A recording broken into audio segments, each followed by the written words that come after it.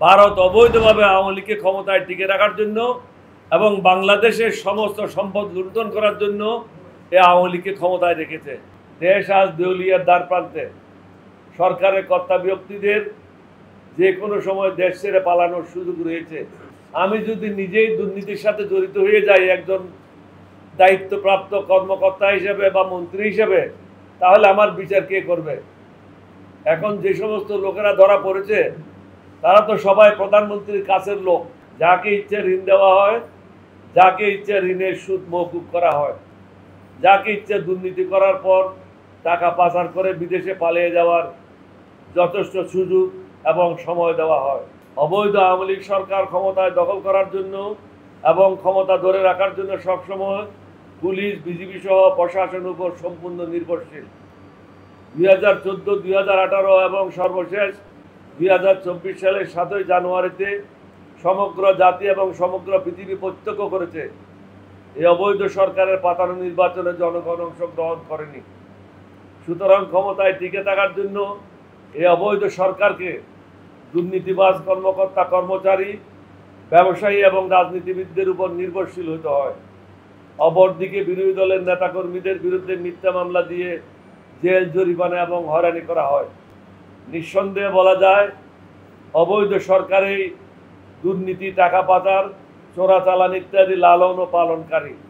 প্রশ্ন হচ্ছে এই অবৈধ সরকারের পক্ষে দুর্নীতি দমন করা আদৌ সম্ভব হবে কিনা।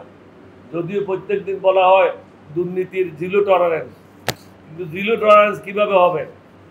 আমি যদি নিজেই দুর্নীতির সাথে জড়িত হয়ে যাই একজন দায়িত্বপ্রাপ্ত কর্মকর্তা হিসেবে বা মন্ত্রী হিসেবে, তাহলে আমার বিচার কে করবে? এখন যে সমস্ত লোকেরা ধরা পড়েছে তারা তো সবাই প্রধানমন্ত্রীর কাছের লোক। তাদেরকে বিদেশে যাওয়ার জন্য কেন সুযোগ করে দেওয়া হলো? এত বড় দুর্নীতি করার পর তারা কিভাবে বিদেশে যাচ্ছে? এখন যাদের বিরুদ্ধে প্রতিনিয়ত দুর্নীতির খতিয়ান ফিরিস্তি বাইর হচ্ছে, তাদের বিরুদ্ধে কোনো কর্মকাণ্ড দৃশ্যত নাই কেন?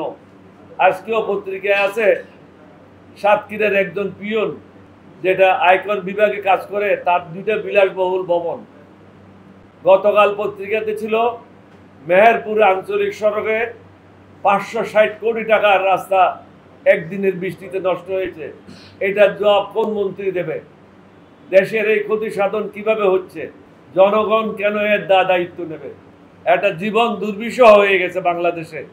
এই অবস্থা থেকে মুক্তির জন্য সমগ্র জাতিকে আমি একজন মুক্তিযোদ্ধা হিসেবে আবেদন করব, দল, মত, জাতি, ধর্ম নির্বিশেষে ঐক্যবদ্ধ হন, দেশকে রক্ষা করেন।